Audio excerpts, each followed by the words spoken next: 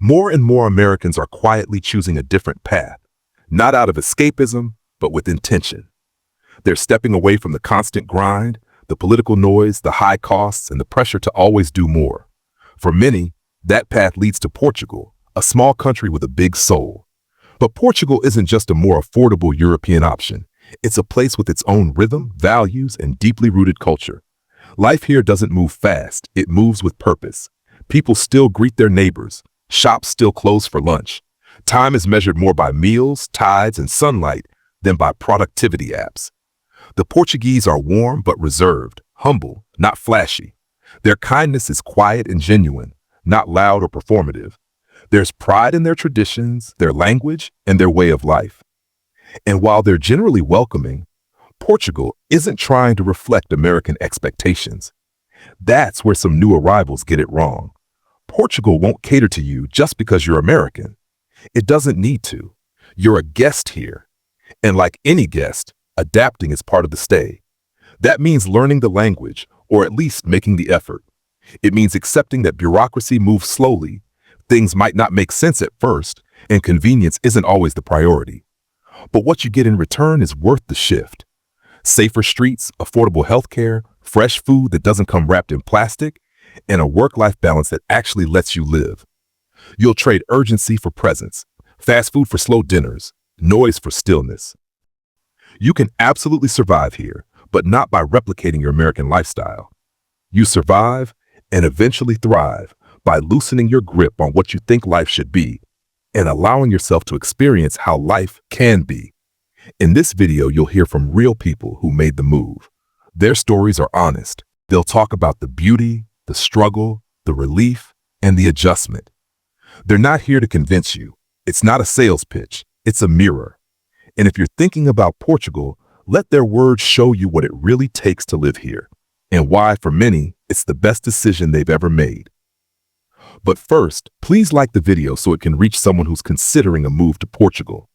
It might inspire them to take the leap or let the idea go. And if you don't mind, consider subscribing. It helps us work with the algorithm and possibly shift someone's life. We love making these videos. We learn from them. They open our eyes to a world beyond the US. Honestly, we're considering moving too. This is part of our research, and by watching, you're part of it. In 2022, I left the United States and moved to Europe. And I've got a list of reasons. I'm going to go through them. Here's reason number 2. Cost of living. My overhead in the US, my total overhead when I had a full clinic and employees and all of that was $10,000 a month. And that's what I had to earn just to stay afloat. After COVID hit, I still had my practice, acupuncture practice, and I still had a business or brick and mortar, but my expenses dropped to $5,000 a month. And there's a reason for that, but it doesn't matter. And I had to work 2 full-time jobs just to make ends meet. I was working to live and not living to work. Now here's the comparison part. My rent for a 1-bedroom, about 40 minutes drive outside of San Francisco, was $2,500 a month with utilities for a 1-bedroom. Here in Portugal, in the city, it's under $1,000 a month. And that's actually not with utilities, probably another 200 because utilities are not what they are in the US here. Groceries in the US cost me $250 a week for one person. Here, if I spend $250 a month, I'm spending a lot. And that includes eating out, ordering in, which I rarely do, and cooking at home, which is what I do 90% of the time. So it's about $200 a month. Healthcare, which I'll have a separate video about, costs me $1,500 a month in the US for the lowest tier. And that was for $80 per each copay every time I wanted to see the doctor. Here, I pay 130 euros a month, and that includes vision and dental.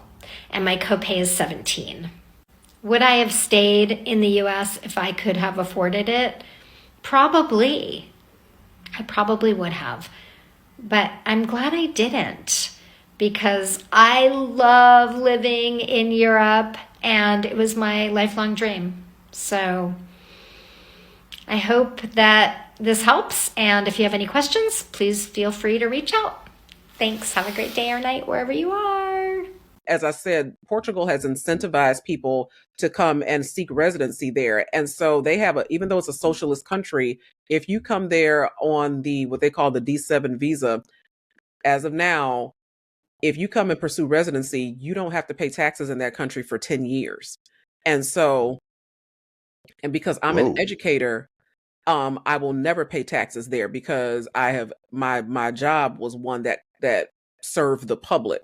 And so for me personally, I have a lot of financial incentive to go to Portugal because of the incentives that they have to encourage people to live there. And plus, if you've ever been to Europe, you know that getting over there, it might cost you a pretty penny, but once you're over there, it's pretty cheap to move around. Want to move from the U.S. to Portugal, the country with an average cost of living 49% lower than the U.S., rent 51% cheaper, overall crime rate 17% lower, violent crime rate 84% lower, but taxes are high. More on that in a second. A flight from the U.S. to Portugal costs around $700 and takes about 11 hours. To stay in the country, first 90 days are visa-free. After that, there's the temporary stay national visa and the long stay visa. Looking to rent, typical monthly rent averages $854 to $1,454. Looking to own, a house costs an average of $278,000 to $518,000. They have a universal healthcare system funded by contributions from working residents. The U.S. has a mixed healthcare system. Portugal's personal tax rates are generally higher than the U.S., ranging from 14.5% to 48%. There's also social security contribution, a solidarity rate tax, and a 23% value-added tax on goods and services. But they have certain benefits for foreigners, like a flat 20% tax rate on foreign-sourced income for a decade. If you made $100,000 in Portugal, pay roughly 22% more in tax. If you made $1 million, pay approximately 20% more. 10% more if you lived in New York or California. Cost of living is lower, rent is cheaper, overall and violent crime is lower. If you wanted to work towards citizenship, Portugal allows dual citizenship. Taxes are higher, with certain exemptions for foreigners. Why did I decide to leave the US to move to Portugal? It's because I love myself more now.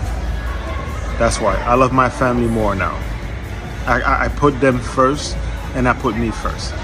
Not the violence, not the crazy food, the nonsense food, the poison medication, the outrageous politics. No. I moved to Portugal because I care about myself and my family. So I've been doing even more thinking about this since we've been back for a couple of days, how overwhelmed I was when I was at home in the US for the past 2.5 weeks or so. And here's what I'm thinking now. Since we've been back, literally since we stepped foot back in our home in Tavira, I just felt lighter. And maybe it's the beautiful sunshine, maybe it's all the orange trees, maybe it's the cobblestone, maybe it's the river running through town, and maybe it's the castle up on the hill, and maybe it's the kind people saying, "Hola, bon dia." Or maybe it's the friends that we've made here already that we were so excited to come back to and hang out with because they get us. I felt like my time in the US this past Christmas season, it felt like maybe my family, I would say my parents more than anything, maybe didn't understand, even though they've been supportive of our move. I don't think it's possible for them to understand the changes that we've experienced living here for the past year compared to the chaos there. And I can't make them come here and I can't make them move, but it's hard to have them understand who I am now fully without experiencing some of that and experiencing these places that we've been to in Portugal. And I think that element of like not feeling myself again, or not feeling like I'm understood as well anymore because I'm a different person than I was a year ago in the States, raised my stress level. Like, the peacefulness didn't exist there. And while that makes me really sad to say that, and I know that it might not always feel that way, I do feel peaceful here. So I think we've done something right. Do I regret my decision of leaving the US and moving to Portugal? Absolutely not. This has got to be one of the best decisions I've made in my life, like top 5 best decisions. So if you're new here, 3 months ago, I got my visa to move to Portugal. I basically sold everything I owned. I came here with 2 suitcases and 3 boxes, and I'm renting like a furnished apartment while I search for a home to potentially buy. So the number one reason why I chose Portugal is the culture. I was born in Brazil. I speak Portuguese. I also have Portuguese ancestry, and I wanted to live somewhere where I was surrounded by my culture, where I was surrounded by the language, the music, the customs that are from, my country. And I never was able to find that in America. I was always like the odd man out, even amongst other Latinos who speak Spanish. I always felt like left out there. I also chose Portugal for the weather. It's supposed to get 300 days of sun a year. I wanted something as close to San Diego weather as possible, and it has definitely delivered. It hasn't been too hot. It's been sunny. It's been stunning. I have not been through a winter here yet, so let's see how that goes, but it can't possibly be worse than the New York City winters that I lived through for 15 years. Let's talk about the money, though. Is it expensive to live here? Portugal, like every other country, is experiencing inflation. So obviously rent, home prices, all of that has gone up, especially if you want to live in Lisbon in the thick of it, you are going to be paying more. So don't expect to find an apartment for like $1,000 with all the bells and whistles. Like that doesn't exist. Things that are less expensive here are health insurance, Ubers, food at the grocery store, and personal services, like especially if you leave Lisbon, like getting your hair done, your nails done, those are all less expensive. Number one thing I want you to know, though, is Portugal is not for everyone. It's not one size fits all. Even moving abroad is not for everyone, especially if you're just trying to replicate your life back home. If you think you're going to, come here and have the same conveniences and choices that you have in America, you're mistaken. So just stay in America if that's what you want and that's what you value.